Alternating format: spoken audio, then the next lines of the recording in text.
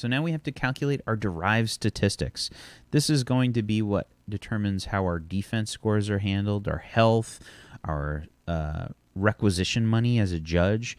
A lot of things are determined here. Okay, so let's get started with that.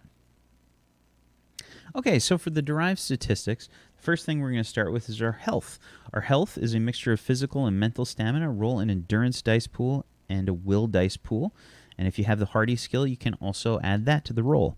So if we look at our attributes, we have a 7 endurance and we have a 7 will. That would normally give us 6d6 plus our hardy skill, which is a 7d6. At grade 5, though, we're limited to a 5d6 for what we can roll on anything.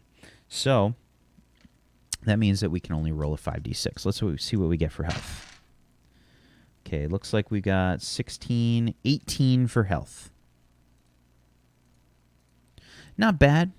I have to admit, when I was doing some practice versions of this video, I got much higher, and I would have been way happier with that. But 18 will have to do for now. Okay, speed. To determine our regular speed, we're going to need to figure out the size of our strength dice pool plus our agi dice pool. So that's going to be a 6d6 plus the running skill, which is a 7d6. Now, this is not an attribute check, so what we're doing here is putting in a 7 for our speed. Okay, and our climb and swim is going to be half that rounded up, so we're going to put those at 4. Our jump is going to be determined for the horizontal and vertical separately. So the horizontal is equal to twice your agi attribute in feet, so that's going to be 12-foot horizontal with a running jump. Our vertical is going to be determined by our strength attribute in feet, so that's directly equal, so that's going to be a 6. And if we had the jumping skill, we can add that to those scores as well. Carry. Our carry increment is equal to our strength plus endurance multiplied by 10. So that's going to be 130 pounds. Our initiative measures how quickly we can react in combat. This is equal to your int dice pool, and we can add either tactics or reactions to that. So we've got 1 from tactics and 3 from intuition. So that's going to be a 4 for how many dice we get to roll when we roll for initiative. Our perception is going to be our perception skill dice pool plus intuition. So that's going to be a 46 as well. We can take 2 actions on our turn. And our natural damage is, since we are a clone and we don't have any other exploits to take advantage of that, our natural damage is going to be a 1d6 plus our strength dice pool. It's going to be a 1d6 plus 3. Okay. Our defense is broken down into 4 different categories: our melee defense, our range defense, our mental defense, and our vital defense.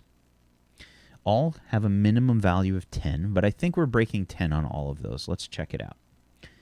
Melee defense is broken down into several different things that can help us tally up our melee defense, some of which is going to be affected by our equipment. We're going to start off doing our derived statistics, and then we'll make some changes as we get equipment. So our melee defense is going to be based on the highest of either our strength or agility dice pool. And you'll notice we have a handy little table that will help us determine some of our values based on our dice pools. So our strength or agility, the highest of which doesn't matter. Strength and agility are both 6, so we're 3d6 so far. And then we're going to add a skill that might help us. We can add acrobatics, dodging, or foresight. So acrobatics is a 1d6, so that puts us up to a 4d6. And then if we have any equipment that can help us, we can further boost our defense. Looking like we're at a 4d6 though, so let's put ourselves at 14 melee defense. Our range defense is going to be our agi dice pool, so that puts us at a 3d6 to start. And any skills that can help us will be acrobatics, dodging, or foresight as well. So that's a 4d6. And Doesn't look like we've got anything else that can help us, so that's going to put us at a 14 as well. Mental defense, highest of will and charisma. Our will is a 3d6, and we can use concentration or meditation, but we do have the exploit from the Academy of Law curriculum, which will allow us to use law to help us with defense. So that's actually going to put us up to a 5d6 because we've got 2d6 from law. So that's going to put our mental defense at 18. Our vital defense is going to be determined by our endurance dice pool, which is a 3d6.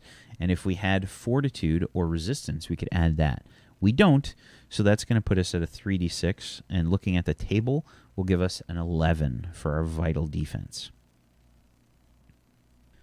Okay, and let's see. Next up, we are going to get character equipped. It's equipment time. Let's get some armor. Let's get some weapons. Let's get some other stuff. Judges have the advantage of having a lot of things prepared for them. On the judge creation character sheet, you'll notice that a lot of stuff has already been filled in for you. So we're going to get a bunch of different equipment as a judge, and we can requisition further equipment based on our reputation and luck. So we can determine our sort of starting wealth, which for a judge is, again, our requisition limit at this grade. So to determine that, we're going to roll our luck dice pool plus our rep dice pool, which is going to be a 5d6. And we're going to multiply the result by 20. So 9, 12, 18, 21. Okay, so 21 times 20 is 420.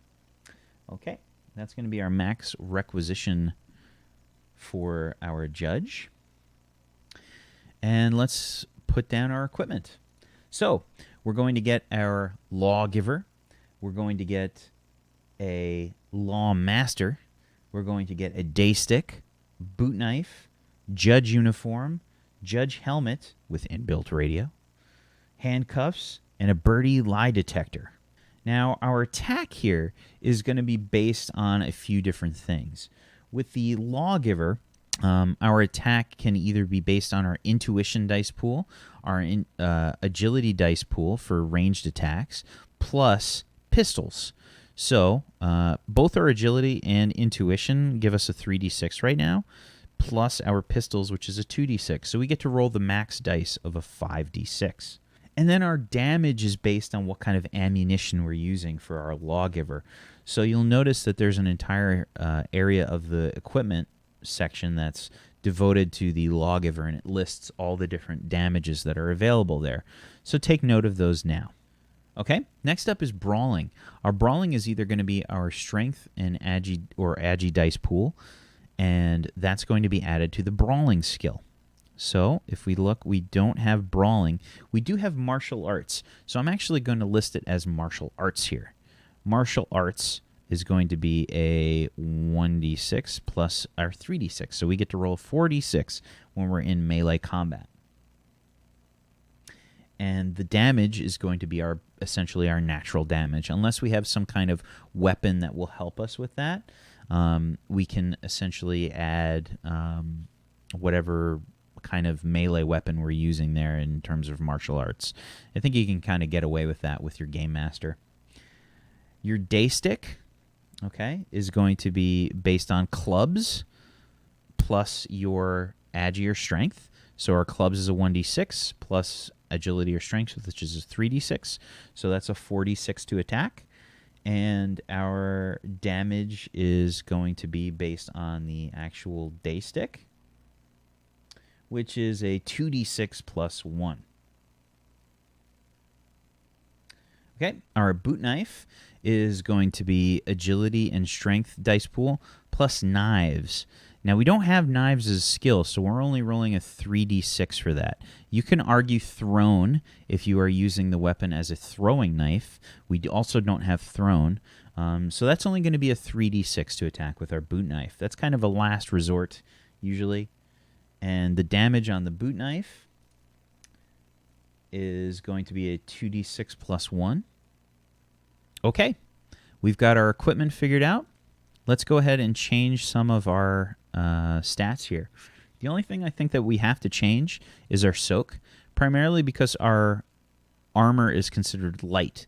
Now, if we had a heavier armor, this would affect our defense, but since this is light armor, we actually take no penalty to our defense. We are going to increase our soak, though, up to a 5. We're getting 4 from our judge uniform and 1 from the helmet.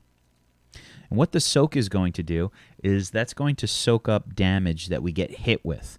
So something that has actually hit your character, okay, when the other creature or other character is doing damage to you, whatever they roll, let's say they roll a 6 on their damage, you're going to take your soak and minus it from that damage. So that 6 damage now turns into a 1 because we've got 5 soak. Okay, that's it for derived statistics. The only thing we have to do is pick up a name for our character. Okay, everybody, looks like we're done. Thank you so much for joining me for this character creation tutorial for Judge Dredd in the Worlds of 2000 AD. It's been a pleasure to help you. My name is Wax Steven. I hope you enjoy your games. Have a good one. Bye.